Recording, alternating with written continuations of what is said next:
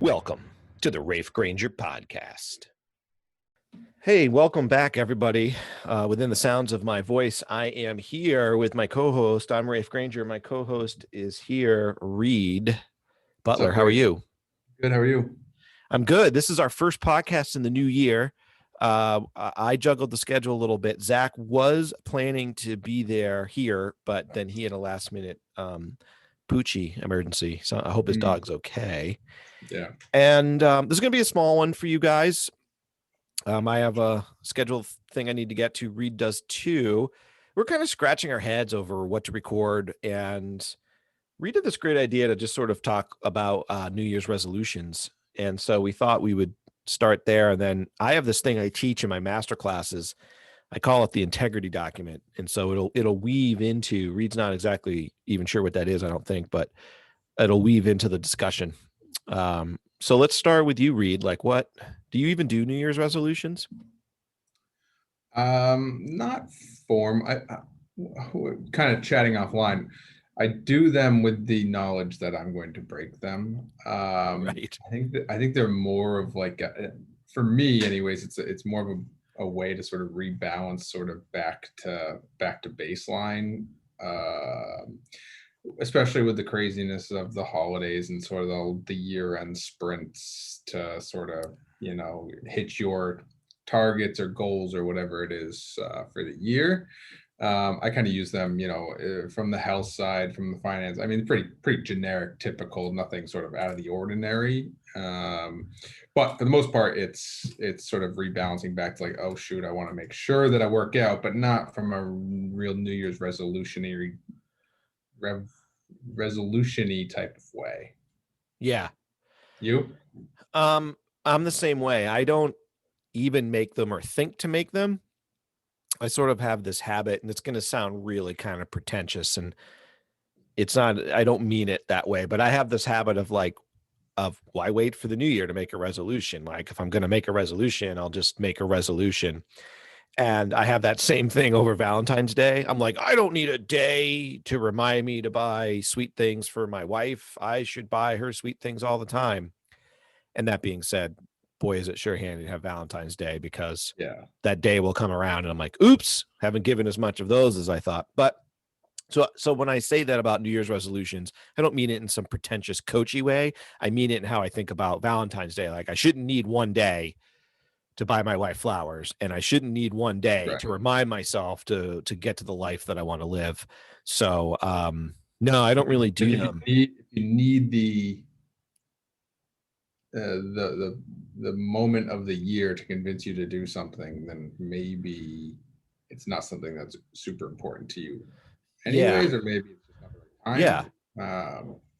Yeah. I'm also a more of a seasons person as far as rebirth goes. I like thinking of that.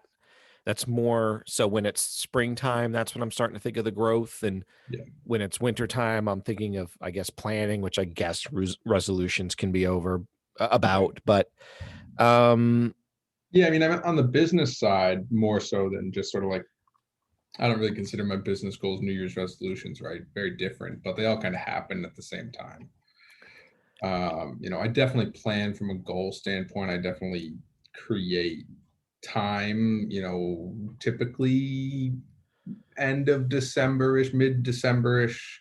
The hope is that I'm wrapping up, like this year, I was lucky enough to be sort of quote unquote sort of hit my targets or my goals for my business by December, so that come sort of Christmas and holiday time, I had the ability at December 15th, 16th, 17th to sit back and sort of start to plan out 2021.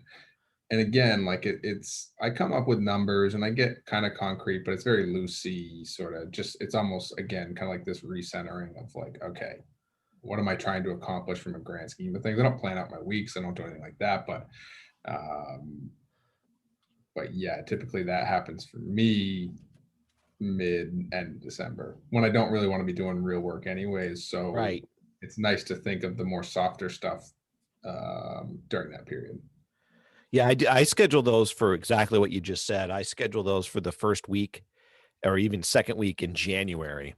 Hmm. the sort of doldrums of the new year, I schedule my whole calendar out and I call it admin weeks. I set my vacation responder, and I really I did take some client coaching and some client calls, but I try to like not do that and just focus on planning, strategic planning. For me, what I'm really focusing on are my marketing efforts for 2021. I have a whole, I've got 20 things to do just in the marketing arm of my business. And boy, did those 2 weeks fly by. I wish I would have scheduled a month, or I've got to schedule another 2 weeks. Ooh, you know what that reminds me of? We should do if we're not too afraid of COVID. Did I ever tell you about the a really good friend of mine, Scott Powers? He used to go with three other of his buddies. It'd be four people, and they would go like up to Conway, North Conway, for like the weekend, and they would do strategy. They would work silently, but they'd be there for each other, and then they'd break for lunch. Then they'd have a nice dinner. So it was kind of like a guy's working retreat, if you would. Yeah. I've always wanted to do that, to get to that list of 28 things that we never get to, kind of thing. Yeah. It's funny you say that. So we were in North Conway for 2 weeks through the holidays, and I didn't take the full 2 weeks off, but I was pretty minimal on client meetings, and so that's what I did. I spent most of my time sort of hunkered down in our sort of ski house, my parents' house. I don't have a Yeah. ski house. Yeah. Just sort of doing these things, and it is weird because being up there, being out of your general house or office creates a very different, almost a more creative and thought-provoking I'm environment. convinced of it. I don't know if it's because the North Country's pristine and beautiful and there's mountains, or like would that work? Or is it just the act of leaving one's house so that you're not always looking at the dishes in the sink? Right. Um, Really funny going down one of our famous cow paths here.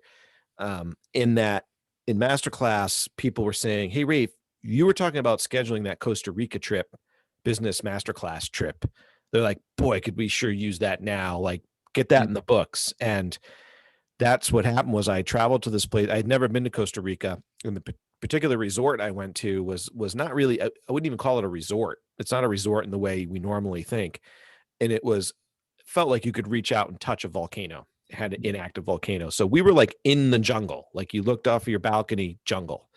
Yeah. And I don't know what it was, but I felt like 8 business ideas popped into my head. And I'm like, what is going on? And I think it was the serene, wild, out of my element setting. And I said to myself, I got to bring business people here and create that shift in environment. Again, we'll keep going down this just because I'm interested. For you, when you're home, where is your sort of spot, or it's like, how do you get out of your own head when you can't just jump on a plane to Costa Rica? Is it yoga for you? Is it something different where you were to create that space to just like get a breath? I find that it only works for me in the wee hours of the morning.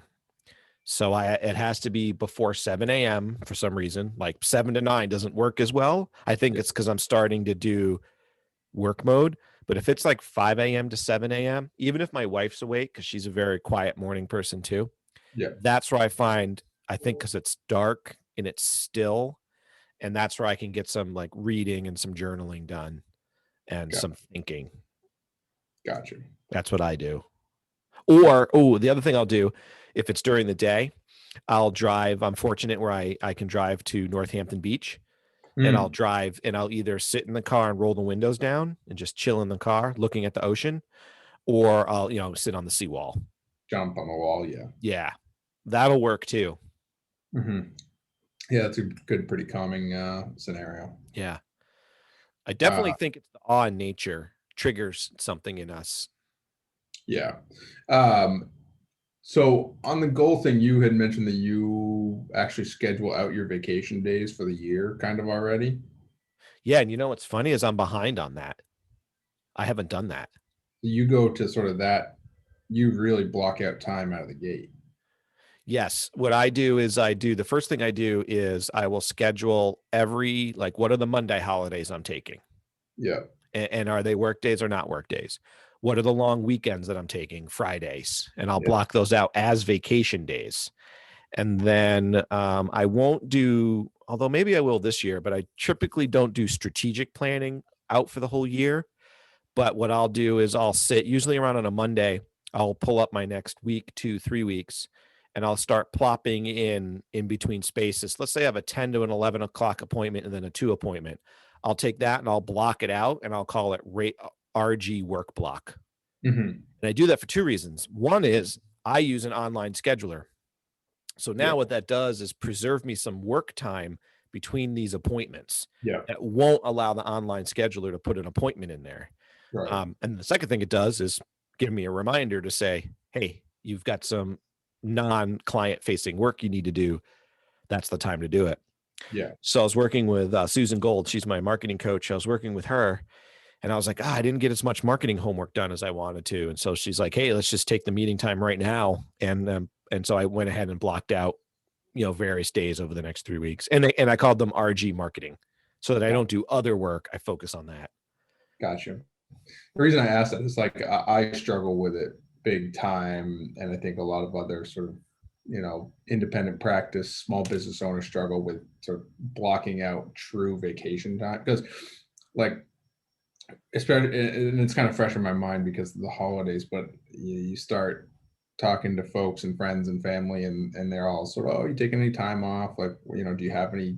Is your work sort of shutting down? And it's just the concept to them is like they don't get that I, like, in theory, don't have vacation days to use up, or however that shakes out, right? And it can be really hard, and it also can be, it can make me feel guilty sometimes of like stepping away for a couple of days. Yes. And because it's just kind of constantly going in the back of my head, there's no real system to being like, okay, I'm going to be out for these days and I'm not looking at anything. That rarely ever happens. What But then changed there's that? also, on the flip side, there's also plenty of days where it could be a Wednesday and I really only get 4 hours of work done, and I, am off doing other things. That's a really interesting topic. Two answers for that I found that worked for me. When I scheduled all my days off, including my travel vacations in January, then when it was May 18th, it really felt like a vacation day. And I had no guilt, zero. Yeah. Versus what I used to do prior to that, which would have been like, man, I've been working just straight out. I should probably just take half a day. Well, now I felt kind of guilty. None of my clients knew I was doing that. I didn't even know I was doing that. I always felt like I was playing hooky. But once I scheduled that May 18th date in January, I never felt like that. It felt like I had a paid vacation day. It was amazing. And the second thing it did was that then on those Wednesdays, I don't even mean the Wednesday before the 18th, but because I would have scheduled days off, let's say President's Day is coming up, and let's say I'm taking that Monday off. When it's the Wednesday prior, I'm a little more focused because I'm like, oh, I got the day off coming. Right. So it gave me focus too. Right. That is interesting because, yeah, like right now, there's certain days during the winter that, if the weather looks right, I'm gonna sneak out and go skiing. And to your point, it makes me feel like I'm playing hooky, but I don't have a boss to answer to. So it's this, I'm the boss that I answer to. So it's this weird, like, well, you feel guilty because no one's gonna yell at you, and your clients don't know. Not that it would affect them, but there's just this. It's hard. It's a really challenging mental hurdle to sort of. It's head trash. You know what you could do? This is kind of cool. Since you might not know when it's a good snow day. Yeah. What if you made an agreement with yourself? Well, it's going to kind of come full circle with the integrity document. What if you made an agreement with yourself that you're going to take 8 snow days if they presented themselves to you, and you made yourself a punch card? Yeah. And it said there, day 1, day 2, day 3, and you made an agreement with yourself that you'd throw your vacation responder on, and you made an agreement with yourself. What I always would worry about was, and a lot of clients suffer from this, is like, I'm out of the office on Friday, and then 10 of my business clients, email me, and I'm not there to respond to say I'm not there. Yeah. I'm always like, where is he?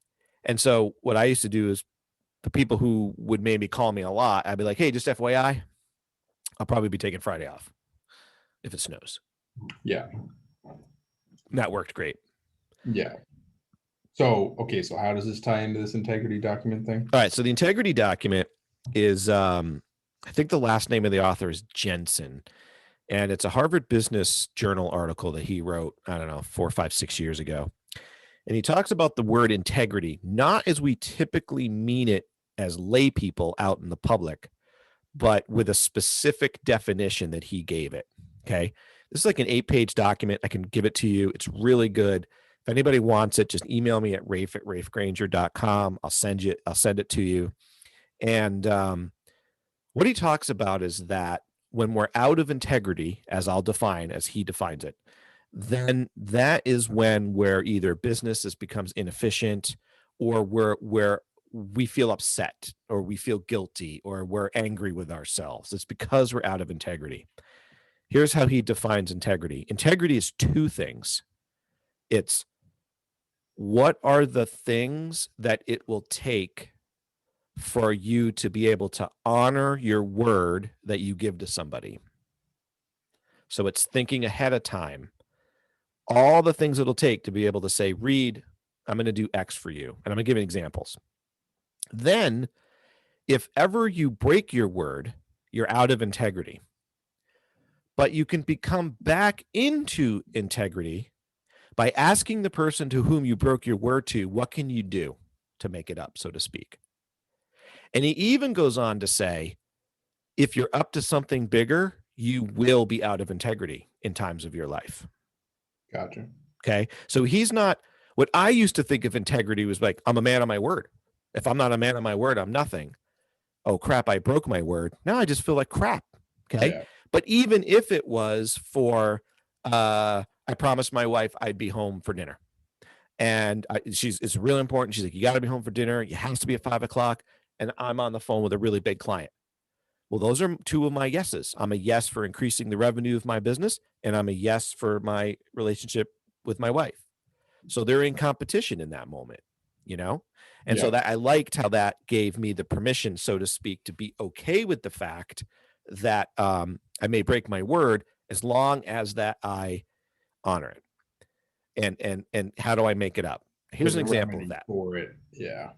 We scheduled this 2 months ago. We had a podcast scheduled from 2:30 to 3:30. Yep. I started to look at my schedule and realized, ooh, things are going to be tight for me on my end if I do this. So I emailed you guys and I said, hey, I might have to cancel. That moment, I'm out of integrity. Even though you guys will be like, totally get it, Rafe. Like, you're not going to Yeah. chastise me, think poorly on me, but I'm out of integrity. You might not have noticed that, but in the email, what I said was, really sorry that I have to cancel. How can I make it up to you guys? Do you Mhm. want to just wait the other month and a half to book it again, or do you want me to find a date to book it? That's an example of me offering to be able to come back into integrity. Gotcha. And then the second part, which has really helped me in my personal relationships, is what does it take to even keep your word, to give your word? And if you can't do those things, don't give your word. Example, I'd be sitting at the computer in the morning, kind of working, doing my emails. My wife's ready to go to work. What does she do? She gives me the 5 mental to-do list that's on her head. Don't forget the dog needs drops in the eye. You got to do that for Emmy. Don't forget to fill out the health form for Emmy. Whatever the things are, right? I'm only half listening. I'm like, Yeah. yep, yep, yep, yep. And when she tells it to me, I'm like, simple. I won't forget those 5 things. Yeah. You know what happens next, right? I Yeah. easily forget 2 to 3 of them. Don't do them. So what this document has helped me do is to pause and go, hey, before I give my word to my wife to say, I will do those 5 things, I have to pause and say, can I actually do those 5 things? Do I have time in the day? I might not have time in the day to walk the dog on the long walk. Yeah. So it's caused me to pause and go, hold on a second. Wait, no, don't go. Look at the calendar. Yeah, I can do the form. I can do, no, I can't walk the dog. Yeah. So helpful. I mean, it makes total common sense when you hear it said like this, and that's a silly example. But imagine if you applied that into your work, where a lot of us want to help so many people and just be helpful. We say yes to so many things. And then what happens? We run late, out of integrity. We're out of integrity when we run late.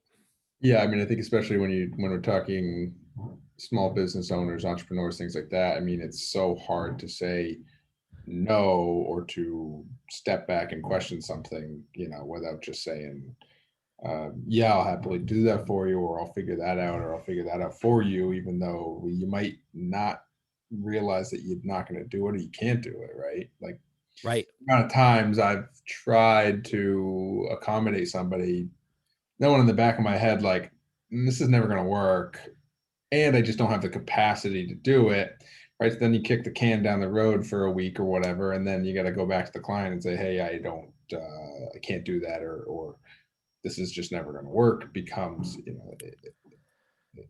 it clears everything up much faster out of the gate if you can just say, "Hey, look, I'm not the person, or I'm not going to be able to handle this." Yeah. What I notice about the integrity document is we entrepreneurs, we are slippery cats.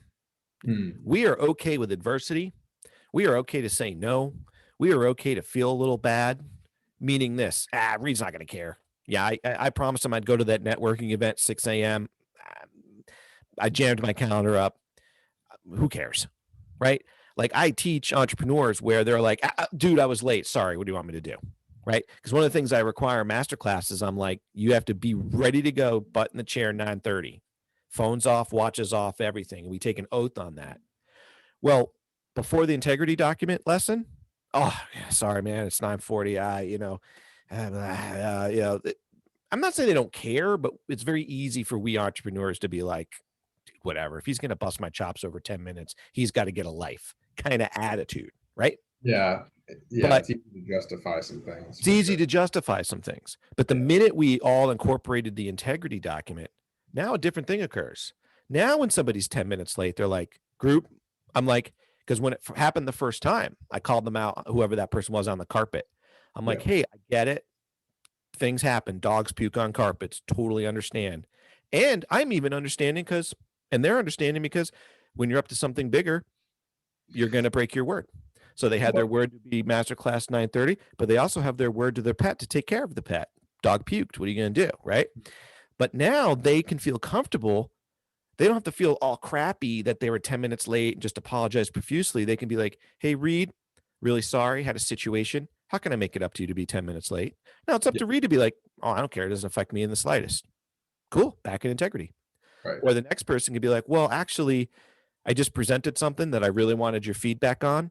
Let's get coffee and feedback. And you're like, yeah, absolutely. It's been amazing about how that's kept us entrepreneurs honest with ourselves. It's almost like, creating that upfront contract with yourself, Yes. and almost it's having respect for yourself in a sense of sort of understanding. So, like, I'm thinking about it when I'm onboarding a new client or whatever. You know, what I try to do now is really set sort of the upfront guidelines of, how this is how this relationship is going to work, and this is how, when we have a meeting, we expect you to be there. But hey, look, if you've got to cancel that meeting, that's fine. But creating that sort of integrity between the whole relationship of it's okay if things change, but we have to understand that we're all professionals on each side of the table here. Um, it's sort of a mutual respect piece that comes with it, I guess. Yeah, that's what I like about this integrity document is to me it brings it one step beyond that respect Yeah, in that there's more than just the I'm sorry, my excuse for reason why I broke my word is good enough. right. Okay. That's sort of what I'm most of us operate under is to be like, well, my excuse is legit. My baby was sick. Like, what do you want Right, me to do? Under right. the integrity document, there's none of that. It's very black and white. I gave my word to meet Reed at 6. My baby's sick. I can't meet him. Of course, Reed's going to be understanding of that. Yeah, But it's more than just going, dude, I'm sorry. And then I'm done. Like my right, actions are done. Deal with it, basically. right. Turns to, hey, baby was sick. Can't make it. How can I make it up to you? When do you want to meet again, Reed? And you're like, hey, let's meet tomorrow at 8. Done. That kind of thing. Does My that make baby, sense? Am I making yeah, my sense? baby is legitimately sick right now. So I know. yeah, that's I well done. know. Um, Yeah, no, it totally does. No, I think the more you can define those types of things with yourself, I think it makes everything easier. it's the one document That and teleportation time are the Mhm. two documents, the two concepts that help me, which we're running up against our timeline here, will Yeah. helped me keep on time, you Yeah. know. But so yeah, again, to wrap up, integrity document means before you give your word, think what it'll take for you to actually keep it. Yeah. And if you ever break your word, obviously apologize, but it doesn't end there. Yeah. You ask the other party, what can you do to make it up to them? And then Yeah. you're back in integrity. So in that moment, you're out of integrity, and the excuse is irrelevant. I was in a car accident. I'm in the emergency room. Irrelevant. Out of integrity. I said I was going to be there. I wasn't. How do I make it up to you? Right. Or do I need to? Or do I It even need to? falls in your court, but Yes. I'm open to. Yeah, I understand that I've failed on my side. Yes. Without excuse. Yeah.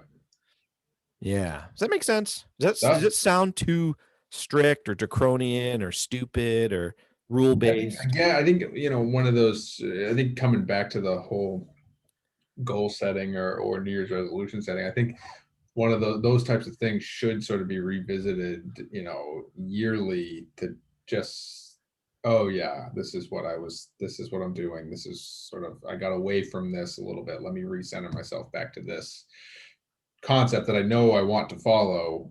Um, yeah, I think it's certainly valuable to sort of look at every year or more. Yeah. Where it's helped me is you've heard me maybe say, and I might have said it on the air, I'm trying to avoid eating processed white bread, pizzas, pazzas, subs, stuff like that. Before the integrity document, I'd be like, I'm not going to eat white bread. I'm not going to eat bagels. I didn't take the time to think like, can I actually, this is what your point in the very beginning, right? You say Yeah. something to yourself, but you're not going to do it. Yeah. I used to do the same thing. Now I don't say I'm not going to eat white bread because I take the time to think like, I know I'm not going to give my word to myself on that Yeah. because I know what it takes to keep that word and I'm not willing to do it. It'd be I'm occasional. not willing to pass up pizza for the rest of my life. Not willing. So Yeah. I don't give my word on that Yeah. Makes sense. anymore. Yeah, I mean, you never know when that slice of pizza is gonna hit you just right. Right. That's right. So I'll tell you what's been working better. What I say is I'm going to avoid. Now, to some people, like that's a cop out. You're either doing it or you're not. It's worked for me though, because now I'll go. Do I need? You know what? I can avoid that piece of pizza this time. Tomorrow, maybe I will. Yeah, I feel like sometimes going a little bit less strict, you go, is this really, do I really want to use the get out of jail card on this one? Or can I kick this can a little bit further down the road? Hold out for maybe a better pizza I mean, in the simplest terms, for a better, Right. if someone presents you a box of Dominoes, what, I do want it, but I could probably pass this up because I know maybe a week or two there's going to be, a much better pizza down the road that I'm going to be interested in, Yeah.